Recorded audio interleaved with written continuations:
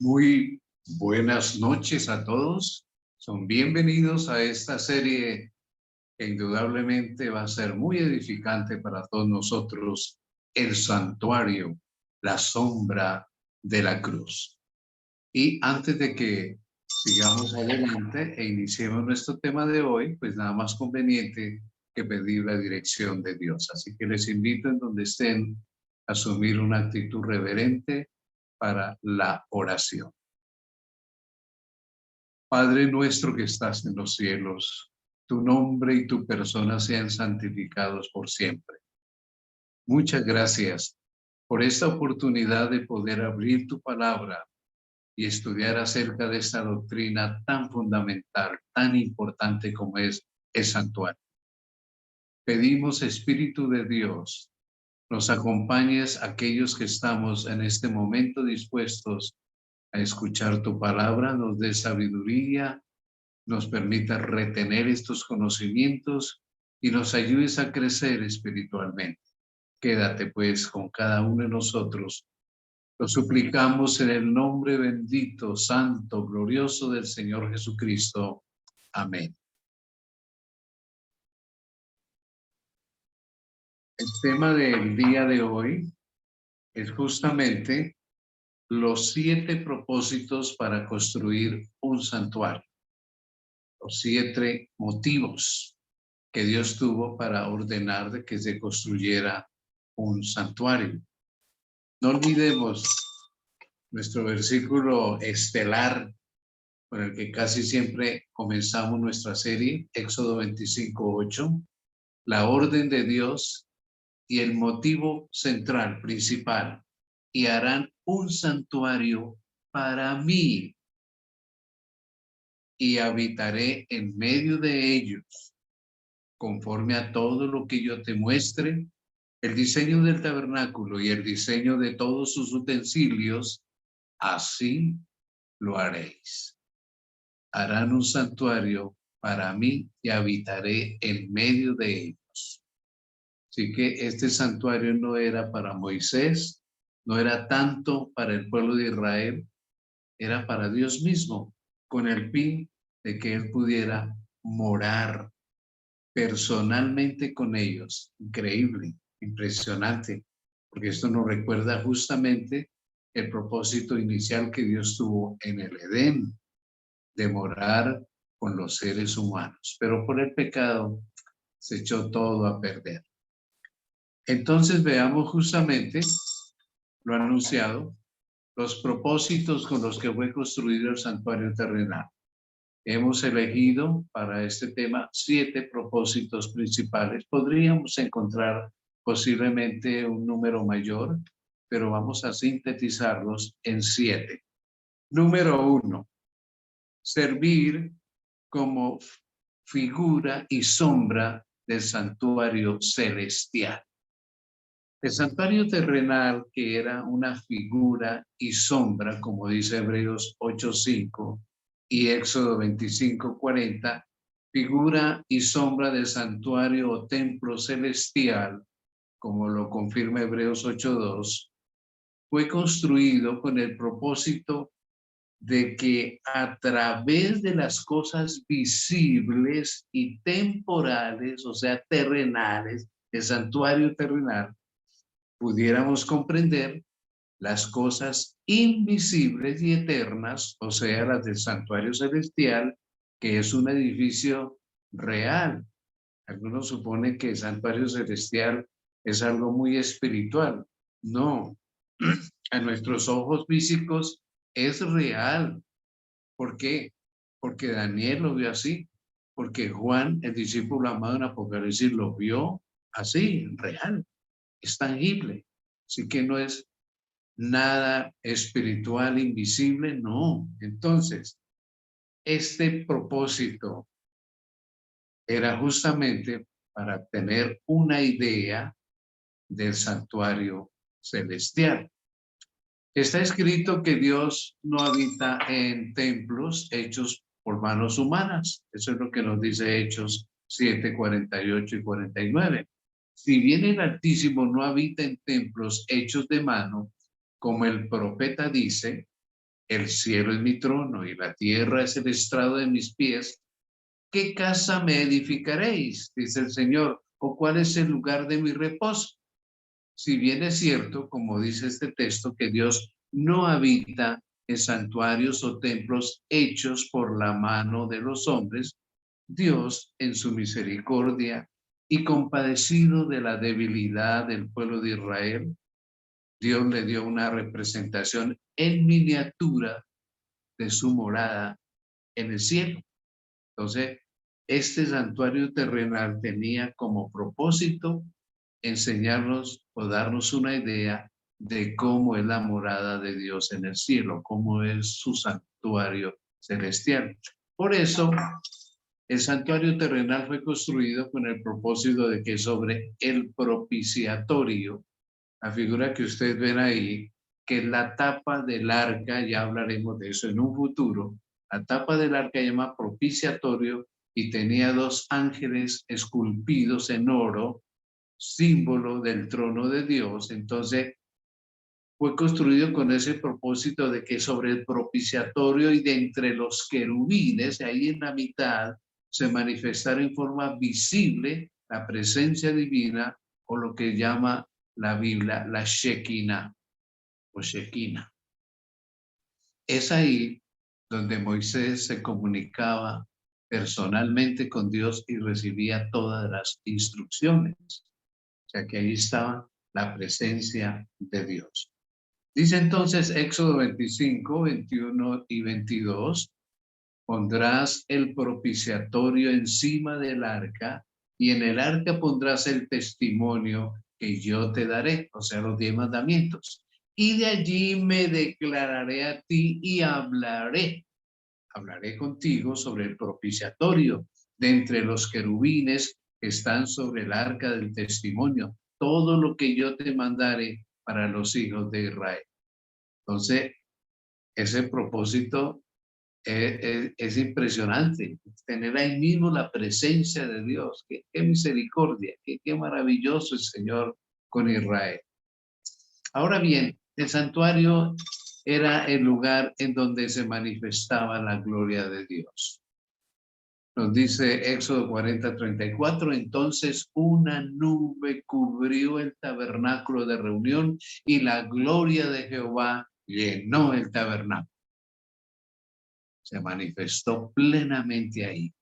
Desde ese lugar Dios daba a conocer su voluntad. Eso es lo que nos dice Éxodo 40, 34.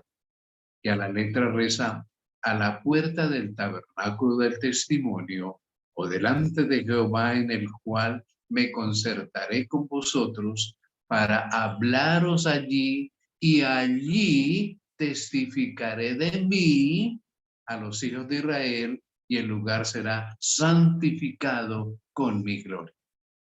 Entonces, los mensajes divinos eran comunicados al sumo sacerdote y en otros casos a Moisés, mediante una voz audible que salía de la nube. Y cuando entraba Moisés en el tabernáculo de reunión para hablar con Dios, oía la voz que le hablaba de encima del propiciatorio, o sea, ya en la mitad de los dos querubines de oro que ustedes pueden ver en sus celulares o en sus computadores, y estaba sobre el arca del testimonio de entre los dos querubines y hablaba con él, dice número 7, 89. Era el lugar en donde el pueblo se encontraba con Dios. Y Dios, en su misericordia infinita, había concedido el morar con ellos, como ya leímos en Éxodo 25, 8. Y habitaré en medio de ellos. Así como el santuario terrenal era un edificio real en donde Dios había concedido morar con ellos, pues así también en el cielo existe un santuario o templo celestial real, literal y verdadero, hecho por Dios y no por el hombre. Lógicamente es el lugar en donde mora Dios y donde está su trono. Entonces, el propósito de Dios entre los 7 era justamente esto: habitar, estar con ellos y darles una idea de cómo es el cielo, cómo es el santuario celestial.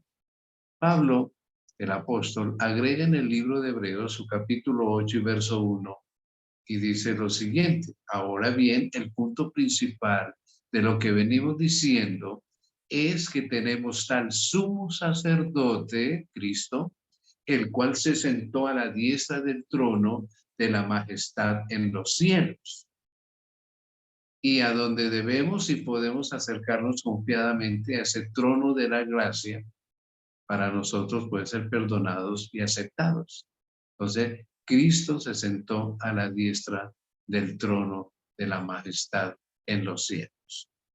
Esto para demostrar de que existe un trono real, existe una representación de esta arca del pacto con los querubines. Los querubines son los ángeles con alas muy grandes que cubren el trono de Dios y están representadas en el arca del pacto que se mandó construir. De eso hablaremos en temas en el futuro, bien detalladito todo esto. Entonces, veamos un tercer motivo para construir el trono. Ya vimos entonces, primero, para que Dios pudiera morar con ellos, es también para poder entonces darles una idea de lo que es el santuario celestial y ahora un lugar para trabajar para la salvación. El santuario terrenal se construyó con el propósito de que sea un lugar de trabajo en favor de los pecadores. Leemos de Número 18, los versículos 1 y 2, lo siguiente: Jehová dijo a Aarón: tú y tus hijos y la casa de tu padre contigo, de a todos los descendientes de la tribu de Leví, llevaréis el pecado del santuario, y tú y tus hijos contigo llevaréis el pecado de vuestro sacerdocio. O sea, van a ser intercesores del pueblo y de ellos mismos.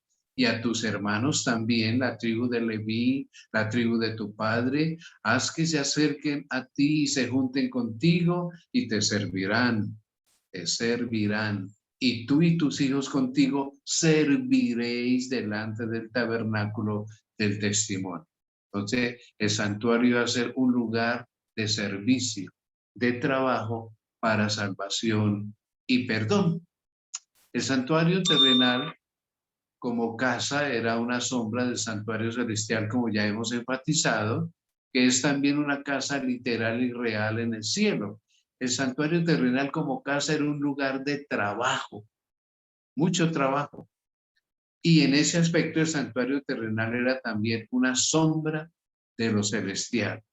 Así como el santuario terrenal era un lugar de trabajo, así también el santuario celestial es un lugar de trabajo.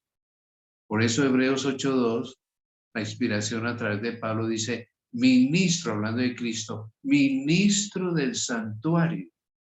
Cristo está ministrando, trabajando en el santuario celestial y de aquel verdadero tabernáculo que levantó el Señor y no el hombre. Entonces, vemos pues ahí que el santuario terrenal, al ser un lugar de trabajo, tenía a sus trabajadores que trabajaban a favor del pecador ante Dios. Los trabajadores del santuario eran los sacerdotes terrenales. Hebreos, veamos primero Éxodo 28:1. Harás llegar delante de ti a Aarón, tu hermano, y a sus hijos consigo de entre los hijos de Israel, para que sean mis sacerdotes.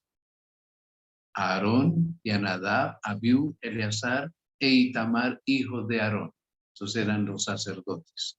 Esos sacerdotes terrenales eran sacerdotes según el orden de Aarón, o sea, sus hijos, su familia, sus descendientes, y eran siempre varones.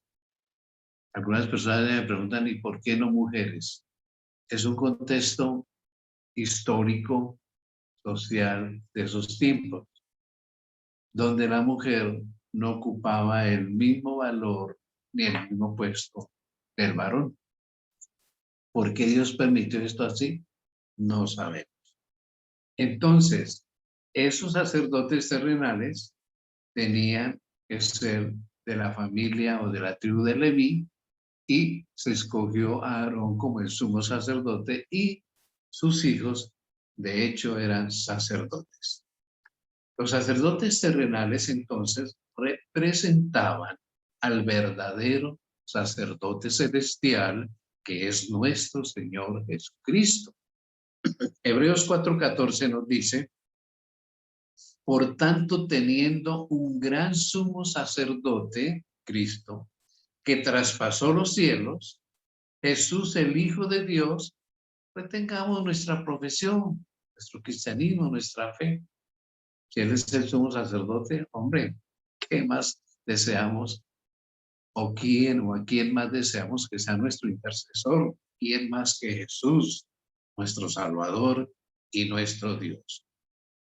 Pero este trabajo, o este trabajador celestial, Cristo, no es según el orden de Aarón, no es de la tribu de Leví, sino según lo que llama la Biblia el orden de Melquisedec. Vamos a mencionarlo de Hebreos 5:6. Tú eres sacerdote para siempre según el orden de Melquisedec. ¿Qué quería decir con esto Pablo? Pues está recordando el hecho de que cuando Abraham va a Jerusalén, a Salem, llama la Biblia ese sitio, a entregarle los diezmos, encuentra un sacerdote. Y noten que es el tiempo de Abraham, donde todavía no existe el pueblo de Israel, no existe la tribu de Leví, y sale un sacerdote de Dios llamado Melquisedec a encontrarlo, a recibirlo, a recibir los diezmos y dar gloria a Dios por la victoria que acababa de obtener Abraham. Entonces, como ese sacerdote no se sabe su origen, no se sabe de dónde apareció, se llama el orden de Melquisedec, un orden ignorado, que justamente el apóstol, por inspiración del Espíritu Santo, se lo aplica a Jesús.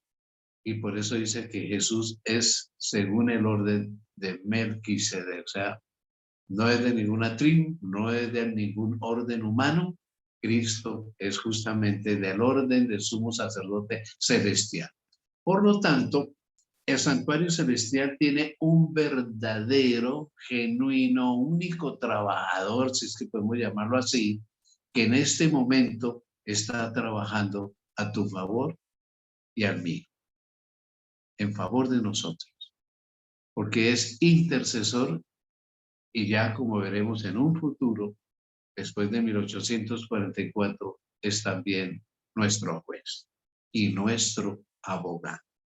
Entonces, el trabajo de Jesús es impresionante. Intercesor, juez y abogado. Increíble, ¿no? Leamos de Hebreos 7:25. La inspiración divina a través del apóstol Pablo dice: por lo cual, hablando de ese trabajador divino, por lo cual puede también salvar perpetuamente a los que por él se acercan a Dios el Padre, viviendo siempre para interceder por ellos, viviendo siempre para interceder. Entonces, el trabajo de Jesús, como ya enfatizamos, es un trabajo supremamente abundante. Al fin y al cabo, es Dios. Entonces, ese tercer propósito del santuario terrenal, que fuera un lugar de trabajo, de intercesión entre el pueblo y Dios por medio de los sacerdotes, que es el trabajo que hace Jesús en el cielo. Y lógicamente, de esto vamos a hablar en temas muy adelante. Cuarto propósito: para ejercer el ministerio sacerdotal terrenal. El trabajo que desempeñaban los sacerdotes terrenales se llamaba sacerdocio. Y, dice Números 3:10, constituirás a Aarón y a sus hijos para que ejerzan su sacerdocio. el extraño que se acercare morirá. Vea, esos lugares que ya vamos a estudiar a partir del próximo tema dentro de una semana, esos lugares no podían ser pisados sino solamente por los sacerdotes. No podían ir extrañas personas a estos lugares porque caían muertos. Lo santo, lo apartado, lo separado de Dios es intocable, por supuesto. El sacerdocio también se llamaba ministerio. Dice Números 3:7, para servir en el ministerio del tabernáculo. Entonces, el servicio o el trabajo ahí, sacerdocio, ministerio, y ese ministerio tenía dos servicios. Uno, el servicio diario, o que se llama el continuo. Y claro, eso lo vamos a estudiar muy detalladamente en los próximos temas. Y un segundo servicio, que era el servicio anual o día del juicio típico. Entonces recordemos, dos servicios administraban los sacerdotes. Uno era diario y continuo, y el otro era una vez en el año, que era el día del Yom Kippur o el día de la expiación.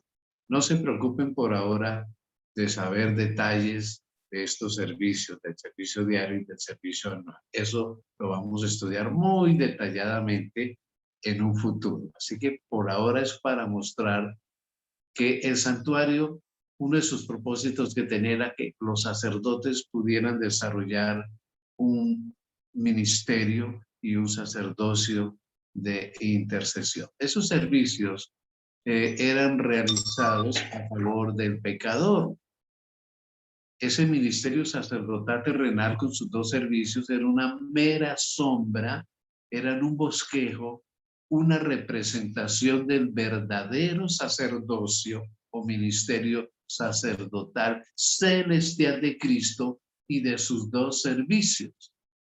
¿Cómo así? Sí, es que Jesús tiene un servicio diario celestial para nosotros y a la vez está ejecutando el juicio en el cielo, que lo vamos a llamar el día del juicio antitípico. El día del juicio era cada año en el pueblo de Israel, eso lo vamos a estudiar en el día 10 del séptimo mes. Y este día de juicio simbolizaba el juicio que iba a comenzar en el cielo. Entonces se lo llama día del juicio antitípico, porque el tipo es justamente el que está realizando Jesús. Mas este Cristo, dice Hebreos 7:24, mas este Cristo, por cuanto permanece para siempre, tiene un sacerdocio inmutable, perfecto, no hay más para dónde.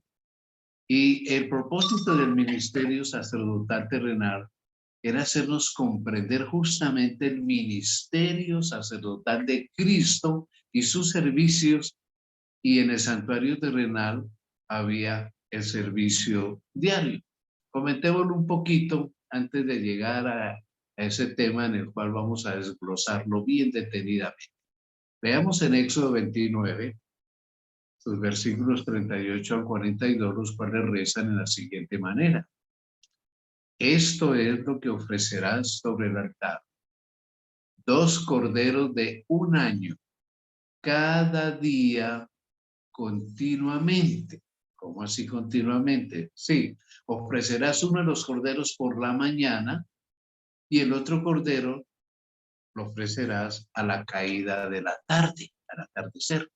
Entonces, el de la mañana quedaba quemando sobre el altar todo el día. Había ese olor a carne asada todo el día, un olor agradable, como agradable iba a ser el sacrificio de Jesús.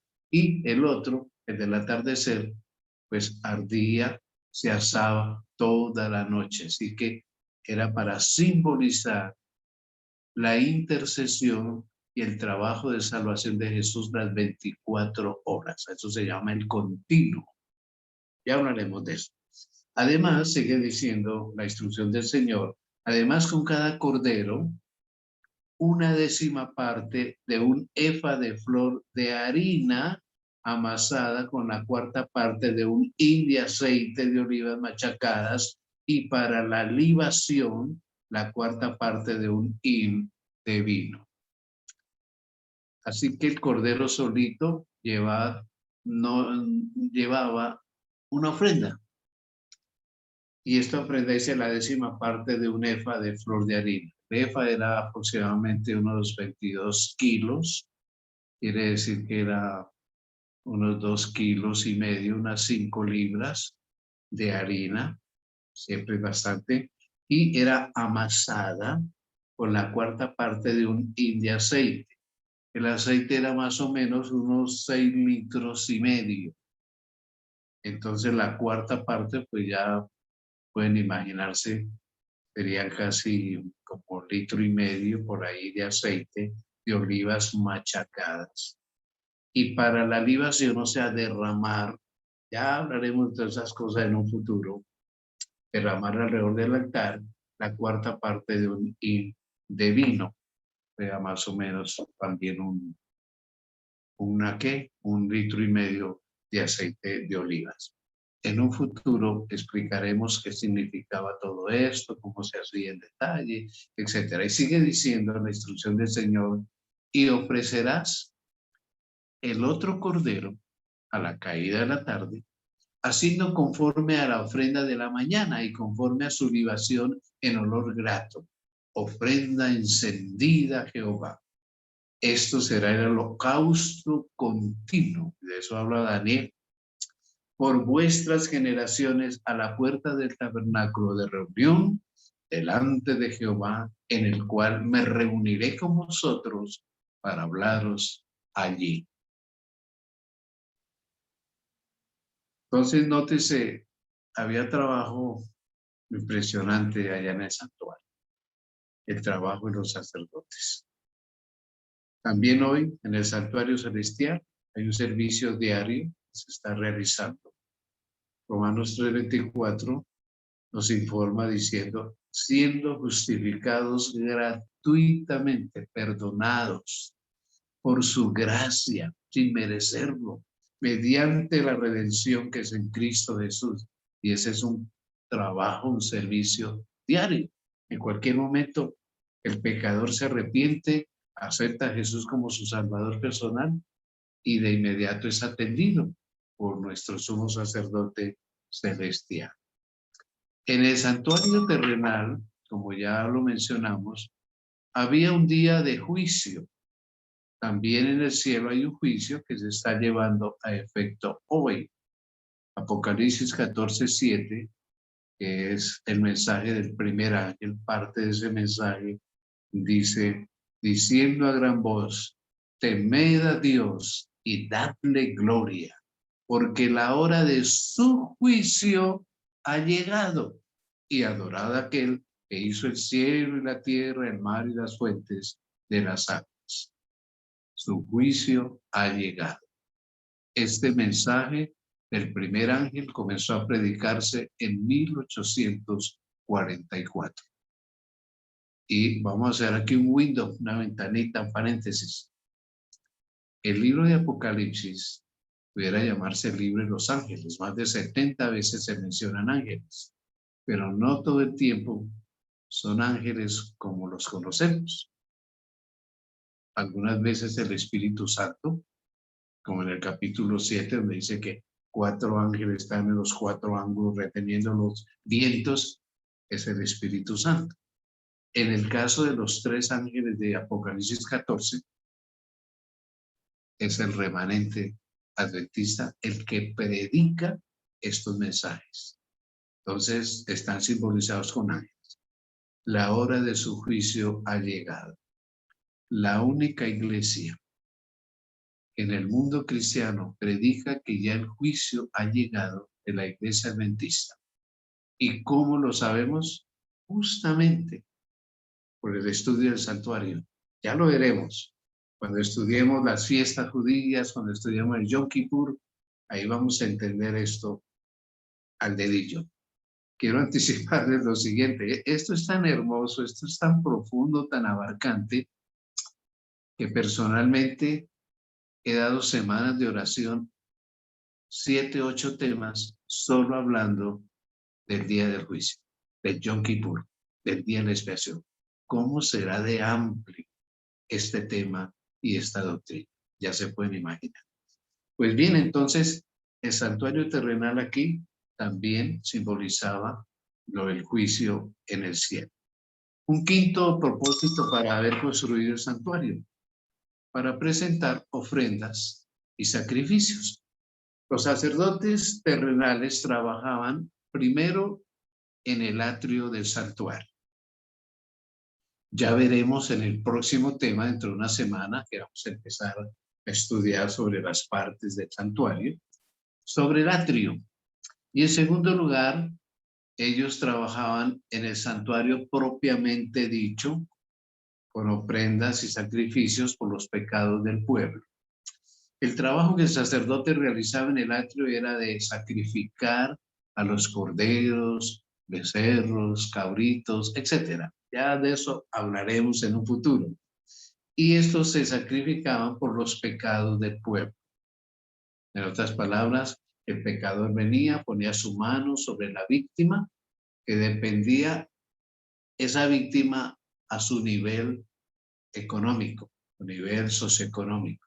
Si era muy pobre, como el caso de José y María que registra la Biblia, unas palomitas, unos pajaritos.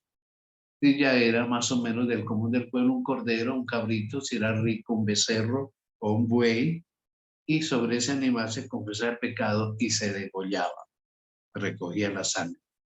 Moría por culpa del pecador, simbolizando la muerte de Cristo por nuestros pecados.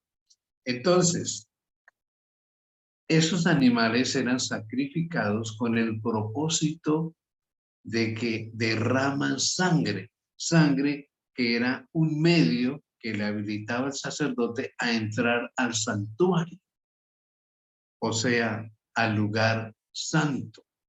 Y ahí presentaba entonces la sangre provista ante Dios y que la ley demandaba la vida del pecador. La paga del pecado es muerte. Y la vida en la sangre está. Por eso el animal moría por mi culpa.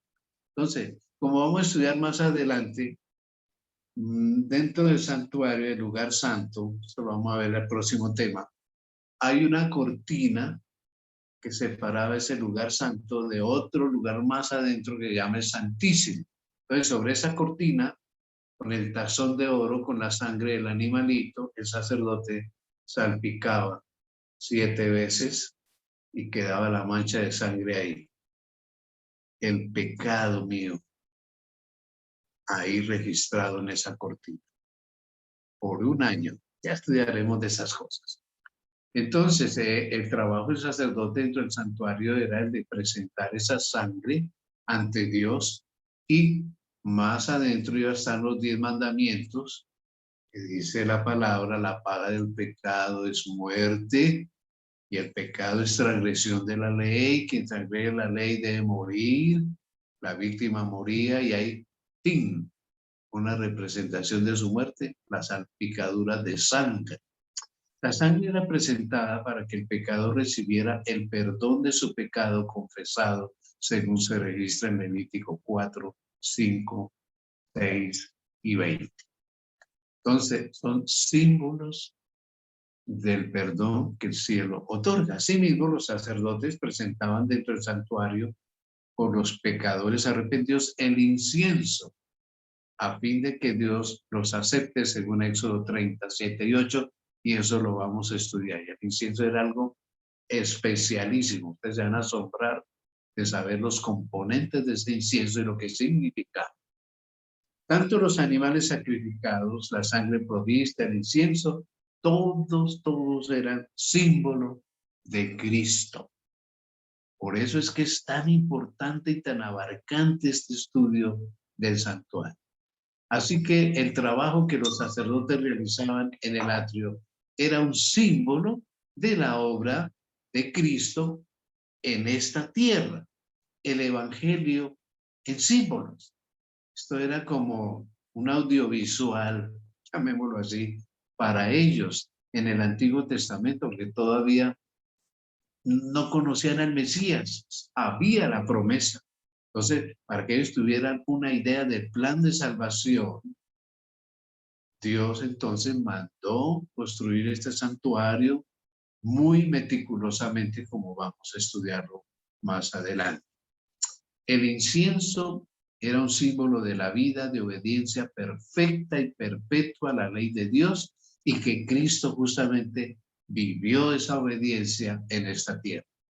El sacrificio de los animales pues apuntaba a la muerte de Jesús, y la sangre que el sacerdote presentaba adentro del santuario, en la cortina que ya les mencioné, era un símbolo de la obra que Cristo empezó después de su resurrección y ascensión al cielo. Su obra de intercesión, de perdón. Qué lindo es el Señor. Bueno, todo esto estaba representado en el santuario. Veamos un aspecto general del santuario. Alguien desde Cúcuta, el ingeniero Jaimes, en el tema anterior, hizo una pregunta de que él veía animalitos aquí en este grabado ahí. Sí, una representación de lo que acabamos de decir de las víctimas, pero ya estudiaremos eso bien detalladamente. Ese lugar en donde se ve en todo el centro el altar del sacrificio, que ya vamos a estudiarlo también, y a su lado la fuente en la cual debían los sacerdotes lavar sus pies y sus manos, y debían venir bañados de su casa, limpios totalmente ante la presencia de Dios. Ese lugar en donde estaban las víctimas y estos muebles se llama el atrio. Ahí trabajaban los sacerdotes y atendían a los pecadores.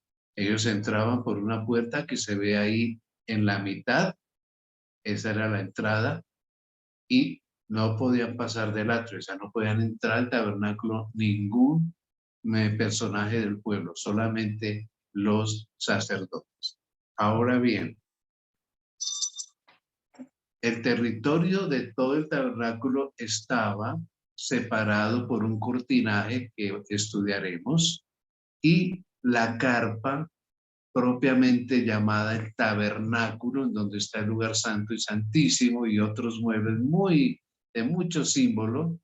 Entonces es la otra parte que compone lo que se llama en sentido general el santuario, el atrio y el tabernáculo. Entonces vayamos teniendo idea de esto. Veamos lo que hay adentro, a grosso modo, para aquellos de ustedes que todavía no conocen mucho del santuario. Y no se me preocupen hoy, en un futuro vamos a estudiar cada mueble uno por uno, sus medidas, qué significaba, etcétera. Todo eso al dedillo. Entonces, adentro, el tabernáculo estaba dividido también en dos partes. El lugar santo, que ya lo hemos mencionado, y el lugar santísimo. Entonces, aquí en esta imagen se ven ambos, tanto el Santísimo como el Santo, pero el Santísimo no se veía, nunca lo veían los sacerdotes, solo el sumo sacerdote entraba ahí una vez en el año. Entonces, esa cortina que está descorrida ahí, no se mantenía descorrida, no, totalmente cubría el lugar santísimo donde estaba el arca del pacto con los 10 mandamientos. Y los sacerdotes llegaban solo hasta la cortina y la salpicaban con la sangre, se quemaba el incienso, etcétera. Ya todas esas cosas las vamos a aprender nosotros en un futuro. Esto es para tener una idea de en dónde se desarrollaba el trabajo, el ministerio de los sacerdotes. Entonces, no olvidemos, es muy importante tener en cuenta esta cortina, y ya en un futuro sabremos por qué. De paso les cuento, una cortina bordada por las mujeres de Israel, y según lo que dice la escritura, con hilos de oro y plata y con imágenes de ángeles. Qué lindo, ¿no? Para simbolizar el cielo. Bueno, veamos el sexto motivo por el cual Dios ordenó edificar este santuario. El santuario era el único lugar en donde los israelitas obtenían el perdón de sus pecados, donde eran justificados y simbólicamente se iban a encontrar con la ley de Dios, porque ella estaba ahí, los 10 mandamientos originales, las tablas de la ley. Entonces, por eso Dios tuvo el propósito de construir el santuario como un medio para simbolizar el perdón, la justificación y la ley real de Dios que rige en todo el universo. Dios ordenó la construcción del santuario terrenal con el propósito de hacernos entender que el único lugar en donde el hombre es justificado, perdonado y los pecados previamente perdonados serán borrados, es nada más ni nada menos que el santuario celestial propiamente dicho. Fuera de ese lugar no existe otro lugar en donde el hombre pueda encontrar la justificación, recibir justificación, perdón y borramiento de sus pecados. No hay otro lugar. Es símbolo del cielo en donde se nos perdonan los pecados. La Iglesia Popular inventó un confesionario donde se perdonan los pecados. Eso no existe ni bíblica ni celestialmente. El único que perdona los pecados, según Primera de Juan 1:9, es Cristo Jesús en el santuario celestial. Lo menciono no como crítica, sino edificación e ilustración de todos nosotros. Los israelitas entonces tenían un solo lugar en donde se les otorgaba la justificación y el perdón simbólicamente.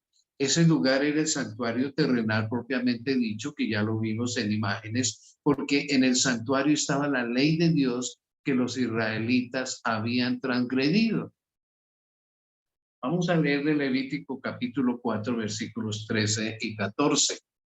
Y la palabra de Dios dice: si toda la congregación de Israel hubiere errado y el yerro, o sea, pecado, y el yerro estuviere oculto a los ojos del pueblo y hubiera hecho algo contra alguno de los mandamientos de Jehová en cosas que no se han de hacer y fueren culpables, luego que llegue a ser conocido, él sea perdonado a la hora indicada y antes de allegarse a la presencia de Dios por medio del ministerio del sacerdote, debía diariamente hacer un ferviente examen de su corazón, ponerse de rodillas y con el rostro dirigido al santuario, confesar sus pecados a Dios y pedir que Dios le perdone su transgresión. El sacerdote individualmente, y otras veces lo hacía por el pueblo, ¿ya? Hablando de Daniel, en la forma que él oraba, ya podemos entender por qué lo hacía así. Daniel 6:10. Y Daniel, cuando supo aquella escritura que estaba firmada, o sea que nadie podía por 30 días adorar a su Dios, sino solamente al emperador persa, entró en su casa Daniel y abiertas las ventanas de su cámara, que estaba hacia Jerusalén, donde estaba el templo, se hincaba de rodillas 3 veces al día y oraba y confesaba delante de su Dios como lo solía hacer antes, como era su costumbre. Nótese, hacia Jerusalén, su rostro, su mirada, su cara. Entonces, ese era un símbolo del lugar en donde se perdonaban los pecados. Había esa conciencia en todos los israelitas, en todos los sacerdotes, que debía ser así, ese lugar de perdón, de limpieza del pecado. Entonces, cuando el israelita hacía esto, su oración y sus peticiones eran oídas en el cielo. Eso es lo que ya se escribió una vez se construye el templo, ya no el tabernáculo, sino el templo que se llama el Templo de Salomón. Primera de Reyes 8, 46 al 50. estipula entonces que en ese lugar, si pecaren contra ti y ellos se convirtieren de todo su corazón y oraren a ti con el rostro hacia la ciudad que tú eligiste y la casa que yo he edificado a tu nombre, tú oirás en los cielos, en el lugar de tu morada, su oración, su súplica, y les harás justicia y perdonarás a tu pueblo que había pecado contra ti. Entonces, si el templo, si el tabernáculo era lugar de oración, si uno confesaba su pecado y miraba hacia el tabernáculo o miraba hacia el templo, realmente simbolizaba, como dice aquí, tú oirás en los cielos. El perdón se ejecutaba en el cielo, pero era simbolizado en el santuario terrenal, y en este caso, el Primera de Reyes ya es el templo de Salomón. Como dijimos en un tema anterior, hubo varios procesos en el tabernáculo. No siempre estuvo en un mismo lugar, vimos que era desarmable, armable, que estuvo en Silo, estuvo en el desierto, después en Silo, en otro lugar y finalmente en el templo en Jerusalén. Entonces, de todas maneras, era un símbolo del cielo en donde se perdonan los pecados, pero siempre el israelita miraba hacia allá como un símbolo de que iba a ser perdonado. Entonces, enfatizamos que el santuario terrenal solo era una sombra del verdadero santuario celestial que está en el cielo, como se lee en Hebreos 8, 1 y 2. El santuario terrenal y sus servicios solo estuvieron en vigencia o tuvieron su validez hasta que Cristo con su último aliento dijo, consumado es, según Juan 19:30. Y cuando Cristo dijo esto, el velo del templo terrenal se rompió por la mitad, según dice Lucas 23:45. El velo, o sea, la cortina que vimos ahí en la imagen que anteriormente pudimos observar. Por eso dije, es muy importante tener en mente esa cortina. Cuando en la muerte de Jesús se rompe, queda descubierto el lugar santísimo que solo lo podía ver el sumo sacerdote. Pero cuando se rompe esa cortina, ese velo, quiere decir ya todo esto se acabó. Ya no hay que guardar todo este asunto porque la realidad se acaba justamente de confirmar, de cristalizar en la cruz del Calvario. Con ese suceso, Dios estaba diciendo a la humanidad que terminaron los sacrificios de animales, las ofrendas por el pecado, el ministerio sacerdotal terrenal, las fiestas solemnes y los sábados ceremoniales, porque ya el verdadero Cordero se había presentado en sacrificio, tal como lo menciona Primera de Pedro 1, 18 y 19, que dice lo siguiente: sabiendo que fuisteis rescatados de vuestra vana manera de vivir, la cual recibisteis de vuestros padres, no con cosas corruptibles como oro o plata, sino con la sangre preciosa de Cristo, como de un cordero sin mancha y sin contaminación. Entonces, ya se había presentado por el pecado de toda la raza humana, y con ese evento entró en funcionamiento el verdadero santuario celestial y su ministerio sacerdotal celestial. Hebreos 4:14 agrega, por tanto, teniendo un gran sumo sacerdote que traspasó los cielos, Jesús el Hijo de Dios, retengamos nuestra profesión. Ya al morir Cristo en la cruz, no eran necesarios más símbolos de su sacrificio, ya fue una realidad, y esa es la ley que fue clavada en la cruz, que según Colosenses 2:14, muchos de nuestros hermanos evangélicos quieren decir que fueron los 10 mandamientos clavados en la cruz. No, fue la ley ceremonial, o sea, toda la ceremonia, los sacrificios, los ritos, las fiestas que simbolizaban a Cristo, su sacrificio y su plan de salvación. Ya la realidad llegó, ya no eran necesarios los símbolos. Esa ley ceremonial fue clavada en la cruz, pero nunca la ley moral, siempre matar, robar, adulterar, ofender al Señor, etcétera, en el universo siempre regirán esos principios, son universales.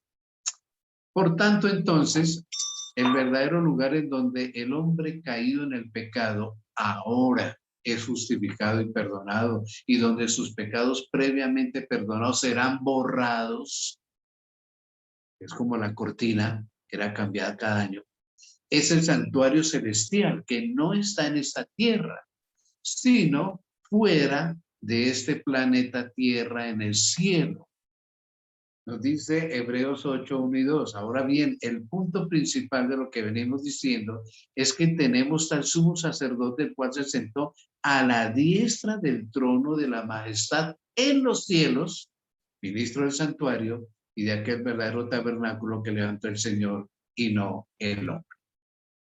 Entonces, un último propósito para construir, edificar este tabernáculo fue el siguiente.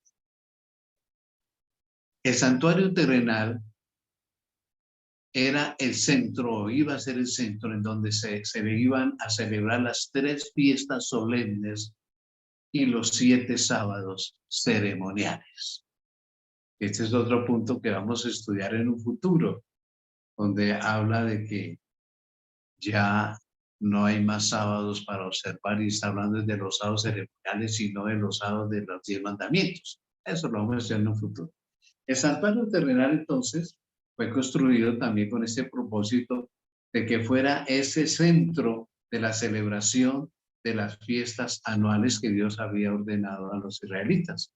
Según Éxodo 23, 14 al 17, según Deuteronomio 16, 16, son textos muy parecidos. Vamos a citar solo el de Deuteronomio 16, 16, dice: 3 veces cada año, a las 3 principales fiestas, aparecerá todo varón tuyo delante de Jehová tu Dios en el lugar que él escogiere. En la fiesta solemne de los panes sin levadura y en la fiesta solemne de las semanas, o sea, el Pentecostés, y en la fiesta solemne de los tabernáculos o de las cabañas, y ninguno se presentará delante de Jehová con las manos vacías. Esas eran las 3 fiestas. La fiesta de los panes sin levadura, que se celebraba después de la Pascua, ligada a la Pascua. A los 50 días, o sea, 7 semanas de 7 días, número perfecto, al día 50 era el Pentecostés, que eso es lo que quiere decir Pentecostés. No quiere decir Espíritu Santo ni derramamiento del Espíritu Santo, quiere decir es Penta, 5, 50 días después de la Pascua. 7 se van de 7, por eso lo llama la fiesta solemne de la semana. Entonces eran 3 eventos muy importantes y eso los vamos a estudiar, por supuesto.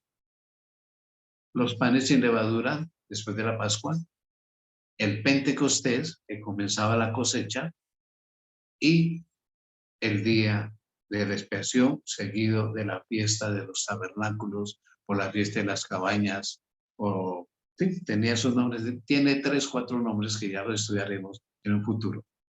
Entonces, el santuario terrenal debía ser el centro de esas fiestas, y también de los 7 sábados ceremoniales que están indicados en Levítico 23, versículos 24 al 39. ¿Qué pasa con esos sábados ceremoniales? Eran días en los que no se trabajaba y todo el mundo tenía que ir al templo, cayeran el lunes, el martes, el jueves, porque era por fecha. No era el sábado semanal, el 7º día, no, por fecha. Eso lo vamos a estudiar muy oportunamente. Esas 3 fiestas entonces y los 7 sábados ceremoniales eran una figura, una sombra de la obra de Cristo, y estaban señalando al trabajo de Cristo tanto en la tierra como en el cielo. De todo eso nos vamos a enterar en un futuro. Ese trabajo de Jesús, que es increíble, como ya hemos visto, de salvación, de intercesión, de juez, de abogado. Qué maravilloso es Jesús. A medida que uno estudia el santuario, uno encuentra que cada vez uno va a amar más a Cristo Jesús y entender su sacrificio, entender su obra, su ministerio en nuestro favor.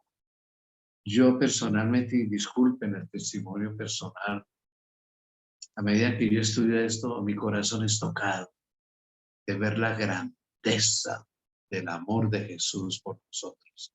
Y ustedes lo van a encontrar a través de esta serie que la estamos empezando. Ahora el tercer tema. Y van a ser 40 o no sé cuántos me van a salir esta vez. Quisiera esta noche concluir nuestro tema haciendo la suposición de que Jesús nos dice lo siguiente: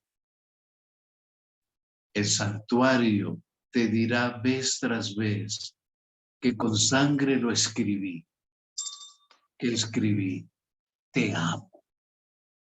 El santuario te dirá vez tras vez que con sangre lo escribí, te amo.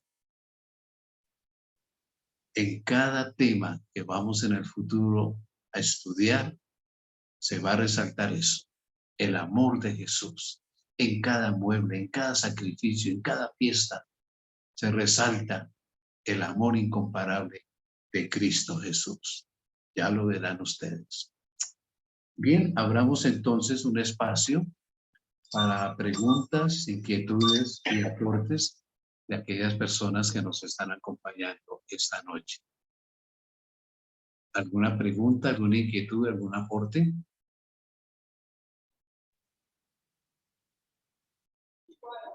Buenas noches, hermano. Mi pregunta Buenas tenía que noches. ver con lo de los sábados ceremoniales, pero pues ya le di una breve explicación y dijo pues de que más adelante pues hablaba más detalladamente sobre eso. Pero pues Sí, desde ya quedando como claro. tienen que ver con las 3 fiestas y la mayor cantidad está en el 7º mes. Ahí vamos a encontrar 4 sábados ceremoniales y en las fiestas anteriores otros 3 y con fecha. Ya estudiaremos eso en un futuro. Muy bien, hermano, Gracias. muchas gracias. ¿Alguna otra pregunta sobre el tema de hoy?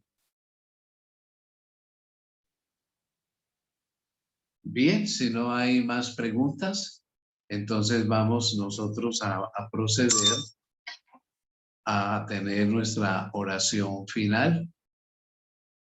Gracias, Padre, por el estudio de tu palabra.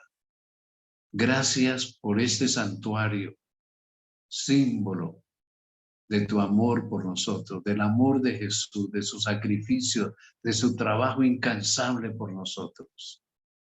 Qué grande eres, Padre. Qué grande eres, Jesús. Qué grande eres, Espíritu Santo. Esta noche al terminar, queremos decirte que hoy te amamos más que ayer. Gracias por estar con nosotros. Gracias por tu muerte en la cruz, Jesús. Lo expresamos en tu nombre santo esta noche. Amén y amén. Nuestro próximo tema, mis Amén. queridos acompañantes, será el plano y las divisiones del santuario. Hay unas enseñanzas increíbles. Ustedes me van a dar la razón el próximo domingo. Así que los esperamos. Queremos recordarles que hay un sitio en YouTube en el cual podemos encontrar estos temas para enseñárselos a otras personas o repasarlos como ustedes quieran. Quiero agradecer a mi hijo Ronald Alberto Puentes, a la profesora Rosmary Canales por su ayuda para que esto sea posible, la realización de estos temas. Una feliz noche, muchas bendiciones en esta nueva semana.